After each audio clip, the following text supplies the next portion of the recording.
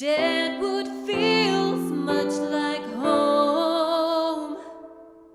In a sense of the word, it's where the buffalo roam. Like writing a song, like writing a poem. Oh, Deadwood feels much like home. Oh, oh, oh, oh, oh.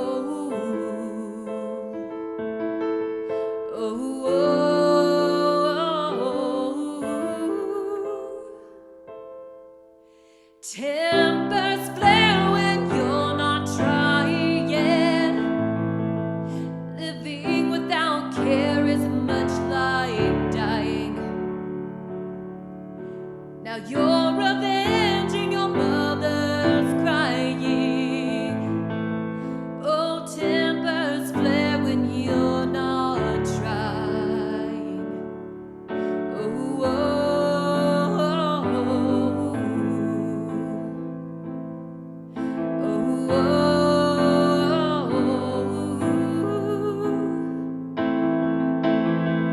They say reservations are for the helpless man, but not the ones they put in these borderlands.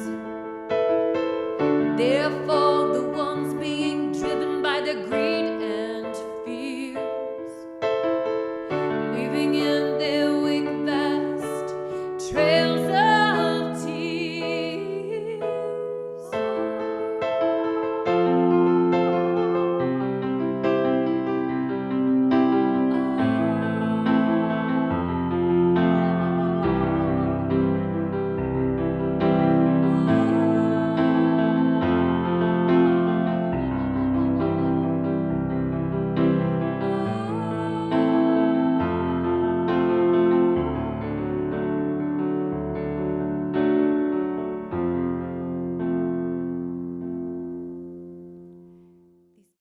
Marhaba, assalamu alaikum, hello.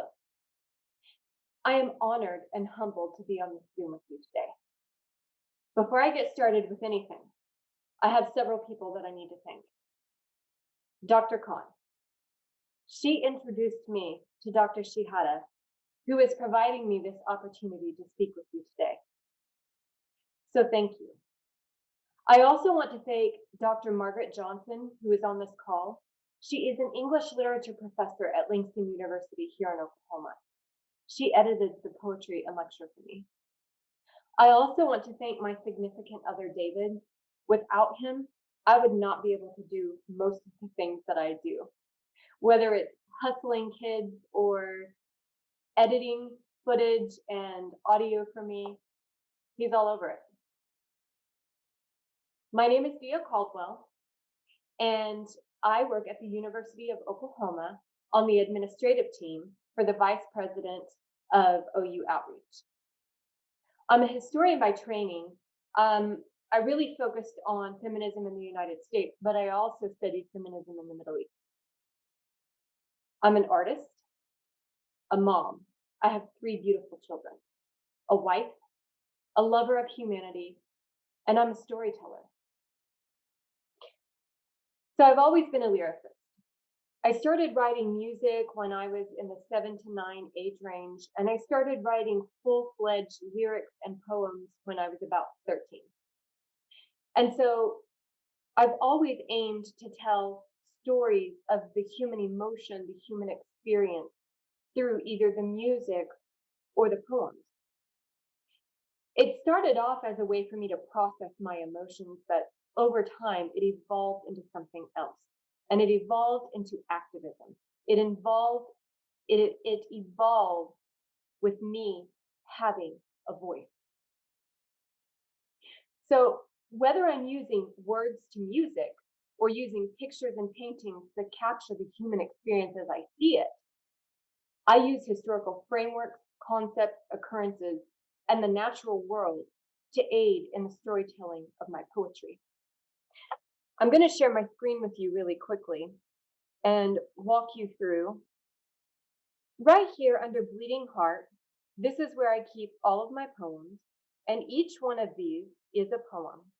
I have about 400, roughly 400 poems published to this site, and these are the most recent 50.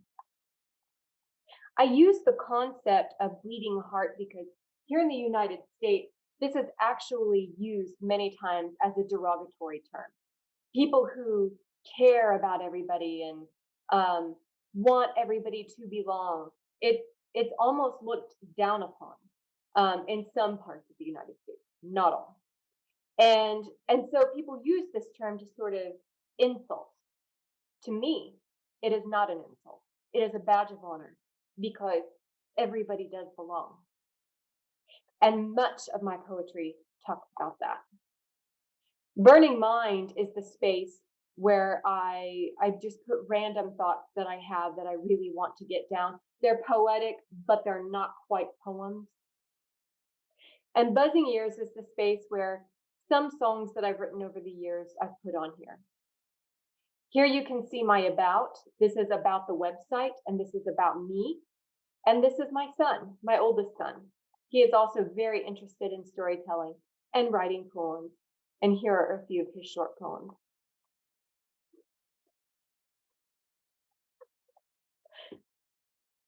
I want to talk about the title of my lecture, Aftershock. My voice over time, as I mentioned earlier, went from processing emotions to processing all of the things that I was seeing that didn't make sense to me with the world based on historical concepts and even things coming from religion here in the United States. For example, I live in the mid to southwestern United States. In the area of the US that I come from, Oklahoma, it is much of it is actually reservation land for the Native Americans. It was opened to settlement in the 1890s. But in this area of the world, it is very, very, very conservative American Protestantism. I define it as American Protestantism because there are thousands of versions of Protestantism in the United States, thousands. And so in this area, that brands of Protestantism sort of define the cultural narrative and the cultural outlook. And it's still seen to this day that women belong in a hierarchy of that the man is the head of the household and that women shouldn't necessarily be in leadership positions. And while this is slowly changing, let's just look to our president. This is the first time ever we've had a woman at the presidential table as vice president of the United States. Only 30% of CEOs for Fortune 500 companies are women. And so while it seems like we may have come a long ways, we have a long ways to go. And so I use my art to talk about that. I also use my art to talk about the things that I despise in American Protestantism. Not all American Protestantism, but some aspects of American Protestantism, as well as the US history and the dominant cultural narrative. You see, I was trained as a social historian. So social historians are not interested in what's happening from the top down. What happens from the top down is usually not true. And I think that we can use being descended from Hercules as an example of that. What social historians are interested in is what is happening on the ground level. What are the people actually doing and saying? That gives you a more accurate view of the history. So I use my art to also discuss that. My art is sort of a way that I fight back against the system. Aftershock, I chose Aftershock because I do like to draw on historical concepts, but I also like to draw on the natural world to help illustrate what I'm trying to say. And so when an earthquake happens, the aftershock of the earthquake, the residual aftershock, can go on for hours, days, weeks, months. This is true with colonialism. Just because we like to give colonialism and imperialism timelines, the reality is that we are still dealing with the aftershock of colonialism. And so I've broken this lecture into 4 parts. Act 1 talks about feminism and the patriarchy. Act 2 discusses political discourse in the history of the US. Act 3 discusses economic discourse. And Act 4 is going to talk about how do we move past this. And it's called Sapient Nations. So let's dig in.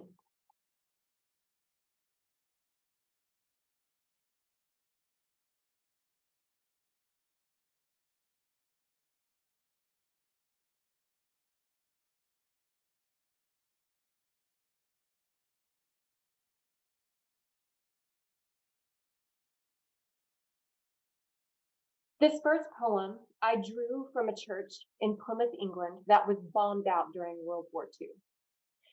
The structure was still there, but the roof, the windows, everything on the inside was completely bombed out. And so the city of Plymouth put the church on a roundabout. So as you enter the city, you have to drive around this church. They put lights all around it. And so at night, it lights up something beautiful. And it is a preserved memory of what World War II and the destruction did to many parts of the world. And I use that to talk about abuse. In the United States, abuse is very prevalent, domestic violence, sexual assault, abuse, and rape, as well as psychological abuse. So this is titled Charles Church and Me. These hallowed grounds did quake with grief. You tried to steal my footing like a stone-cold thief. But I held up the doorway to regain my peace while you hurled bombs at me. One of your many talents I know too well. You would kiss me goodnight and then bid me to hell. Grace wasn't a place from which you fell, as far as anyone can see. The beautiful thing about when everything breaks, you get to rebuild from ground zero stakes. Your heart won't always beat, it just palpitates. A hammered chest to rapidity. When the dust has settled and all the smoke cleared, the church bell has fallen. There's no more tolling here. This gathering place seems lost to the Second Great War years, like Charles Church bombed entirely. I grabbed a shovel and dug a legacy to last, and I held up my middle finger to your iconoclast. You can't erase stories with a 300-year past. I'm even more beautiful now, you see. Though my roof was blown off, my walls are still stout.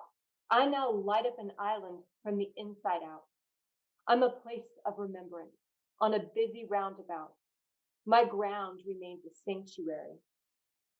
You can't imagine the aura when that glow shines at night. A skeleton of a church giving way to the light. It's a victim of blitz that put up a fight, built to last as a testimony. If you can muster the courage to make that drive all around, you'll see that your war couldn't be won on my ground.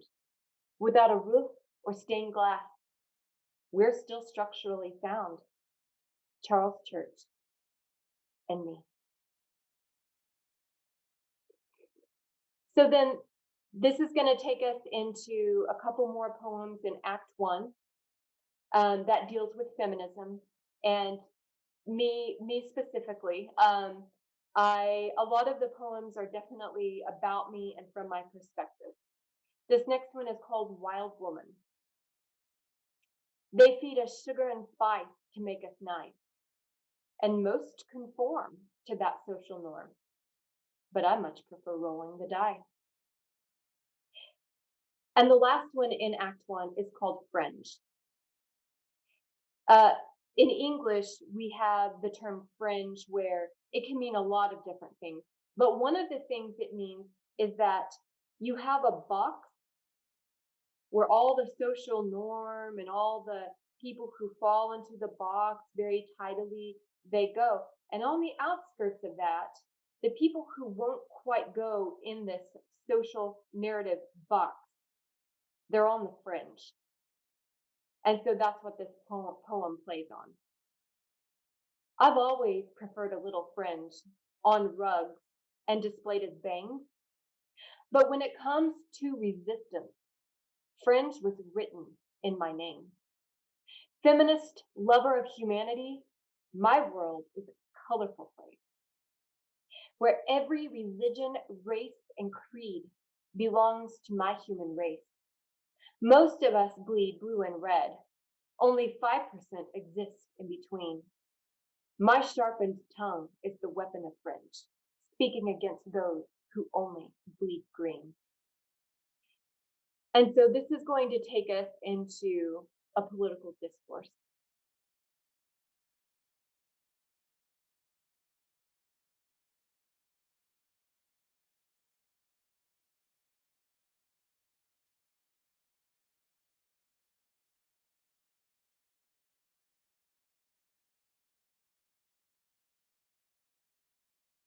And the first poem in Act 2 to kick us off is called The Way of the West.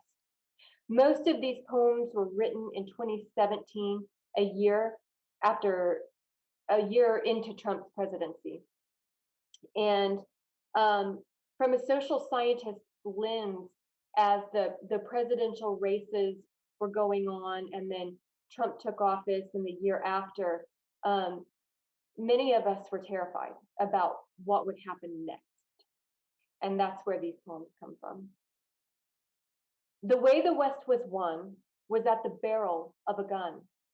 Evacuate and displace, assimilate and erase until we've destroyed them one by one. We justified slaughtering humanity through the discourse of manifest destiny, railroads and westward expansion, gold rushes and opening land runs were necessary evils. Can't you see? The way the West was built was propped up by human stilt, slaves and the Chinese, the Irish and the Mexican. They're subhuman. There's no need for guilt. We'll keep the ones who are legal. We need them to keep the elite regal. Modern slavery and oppression, poverty and indiscretion keeps them completely and totally expendable. And now we'll build a wall to demoralize them all, trapped inside the USA so they can't get away.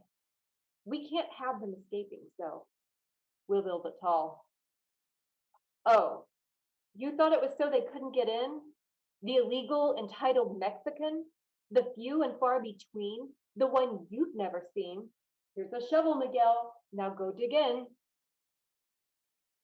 Who do you think will build the wall? The one you want so tall?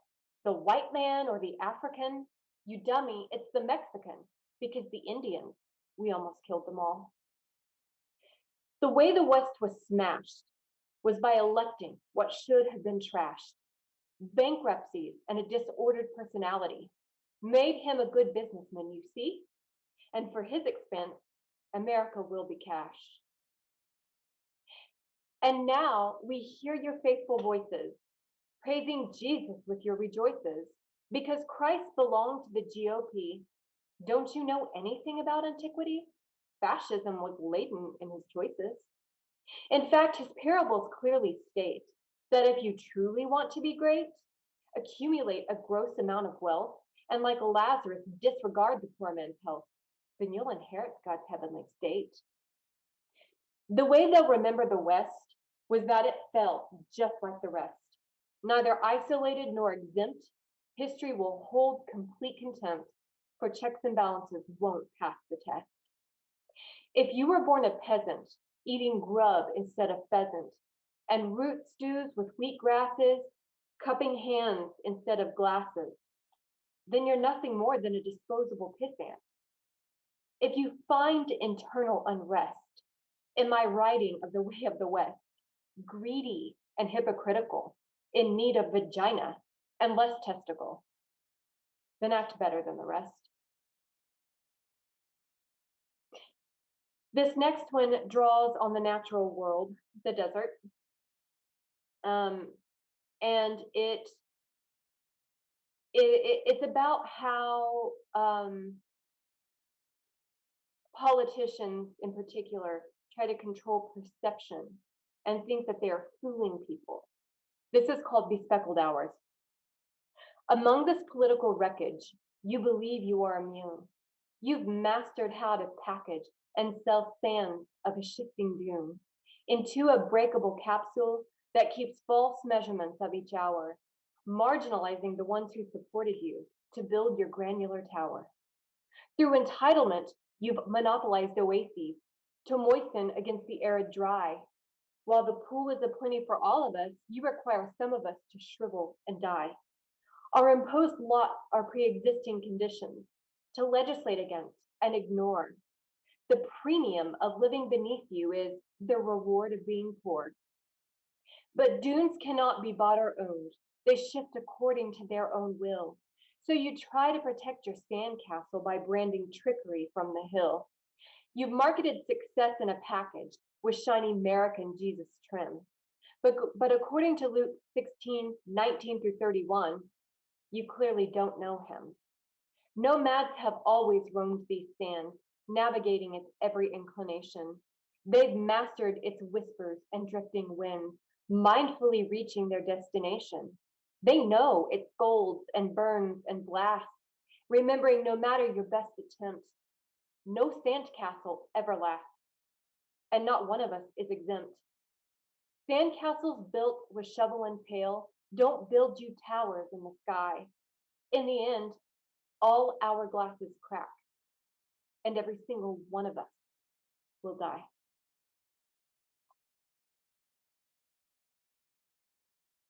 This next one is titled Vigilante Justice. Saddle up your horses, boys, and sound the drums of war. Lady Liberty's concierge bell is off beat to the fascist score. Her hand is being forced down from her torch to her hip to draw. Pretty soon she'll no longer be a beacon, but the Wild West's most notorious outlaw. They'll plaster her face in photos, most wanted and preferably dead. But queens who truly love their people don't let crowns slip from their heads. For it is her mark of honor, a maternal sign to welcome and protect. Upright and stoic in all her glory, she has no room to bow and defect. If she's forced to put her torch down so she can free both of her hands, you won't find a lady standing there, but a vigilante under her own command. Behind her, you'll see a people, her militia, who are willing to die for an idea of freedom and glory, for every last ounce of human rights.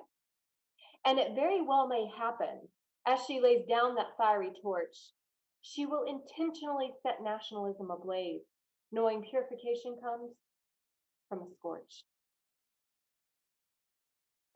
So that takes us into Act 3. This is an economic discourse.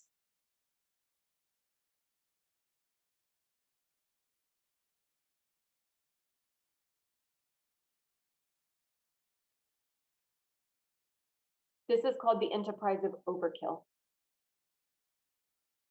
In the supply, you appear to be sated. Just know the overkill has you baited.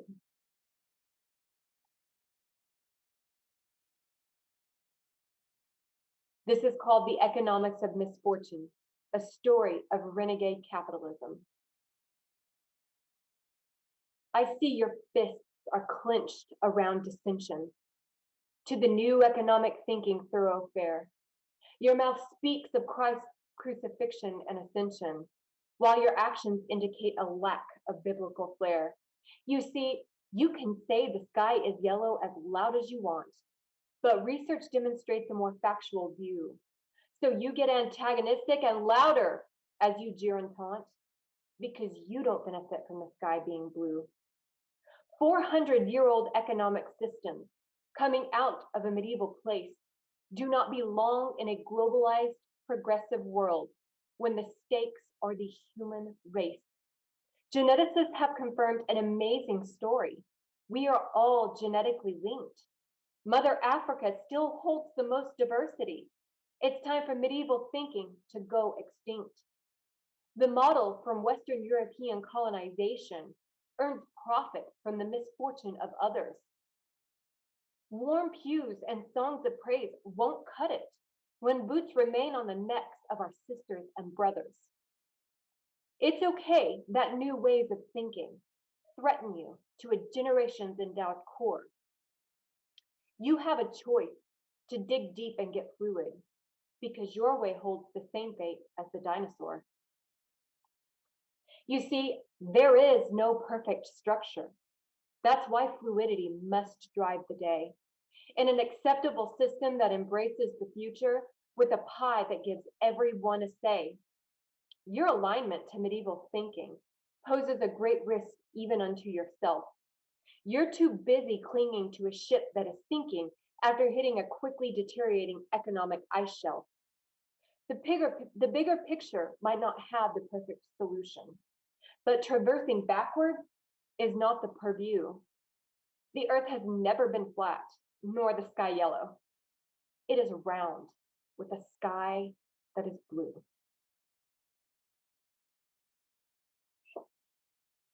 This next one is called Depart, and it is about the power that the media has over the American psyche. Piece by piece, these brick and mortar tabloids construct a thinking paradigm for you.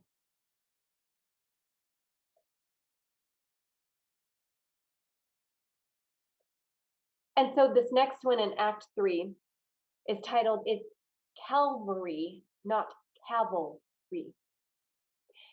Many Christians refer to the cross that Jesus Christ was crucified on as Calvary. A cavalry is it's mounted soldiers on horseback with guns. They're armed, mounted soldiers. They told you to be like Jesus when you were ripe and young. You actually took them seriously and you refused to play with guns. They tried to crucify you for it. That's how Second Amendment rights control. What happened to putting ears back on heads instead of watching them roll?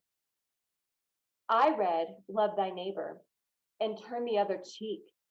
Bless those who curse you and find after you seek. How about not conforming yourselves to the patterns of this world? Or arm yourself with God's armor when shit really becomes unfurled. Out of faith, hope, and love, love is actually the greatest of these, but you continue to focus on death, a much more aggressive and controlling disease. I guess you believe in theory, but I wouldn't hold your breath. Jesus' life was the ultimate law. Stop focusing on his death. There doesn't have to be a Wild West or dueling side freak shows, dressing kids in bulletproof vests to NRA Ephesians 6:10 through 14 prose. There's praying for those who don't understand while hanging on your own death cross, put there by the Pharisees' hand, hoping they could claim a loss. There's feeding the poor, loving thy neighbor, the reconciliation of women just by how Christ was delivered. I mean, Mary's womb held the heavens. That's how he came to earth, through a woman's vagina, through a very human birth. Our violent Euro-patriarchal culture took gunpowder from the Chinese, turning church bells into cannons, calling the faithful to their knees. Your American Messiah's twisted commands are clearly nothing but for show.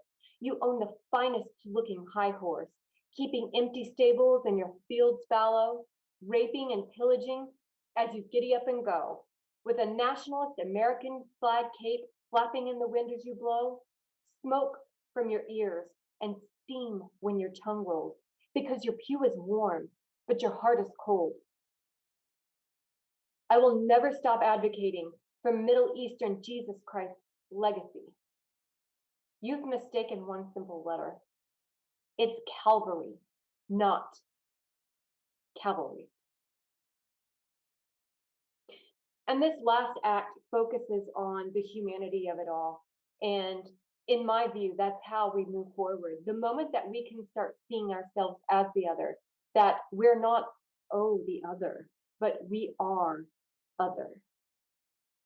The moment that we can move into that space, that's the moment we began to be a sapient nation. That's the moment we began to heal the aftershock and the wounds of what colonialism has done around the world and within the United States.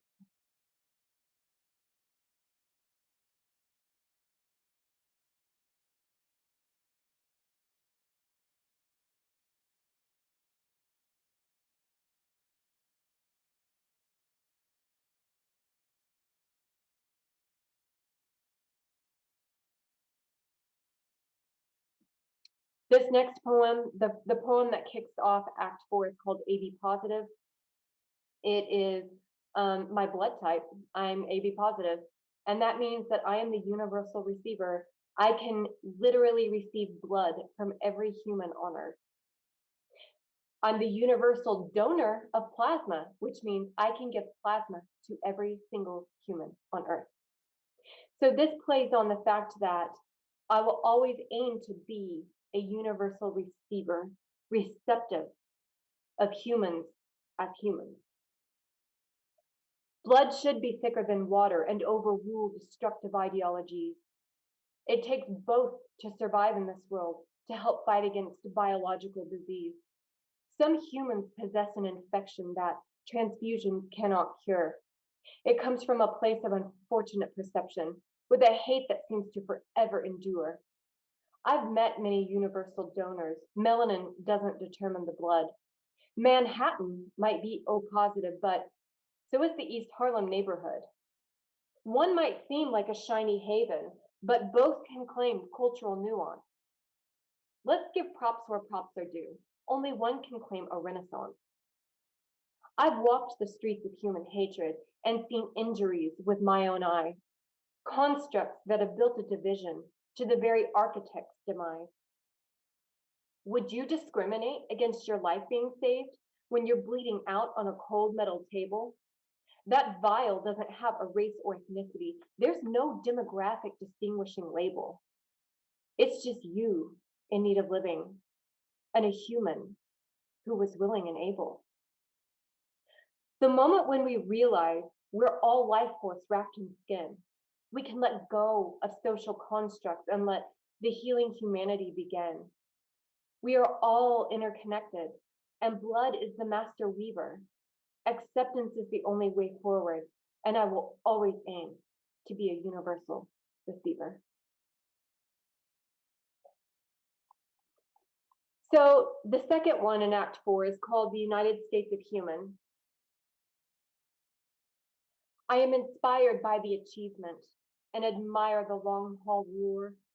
Every single system was set against you, and despite it, you managed to soar. I can't pretend I understand the trauma or the pain behind every shrill. I don't understand the synapses of drama, and I likely never will. I try my best by walking in your shoes. I employ empathy as much as I am able. I can see the reality of cruel, inhumane systems. They serve enduring trauma to every table. I wish I could wipe away histories and correct the dominant cultural lies. I'm living a life that aligns with more promising futures and making choices that make equal socioeconomic ties. I'm raising the future of informed voters in a blended household of globalization. It's a human right to have an equitable playing field because we belong to the sapient nation. I've always been a composer at heart of the written lyric and musical noise. I can see the pain and deliberation that goes into every single choice. Sadly, pain is embedded in this legacy, and that's what fuels the long haul run. I'm eager to create a new motion picture soundtrack to the United States of Human. And I want to end with this. Again, drawing from the natural world. It's titled Universal Craftsmanship. From the womb, I was created, and from the stars, I was grafted.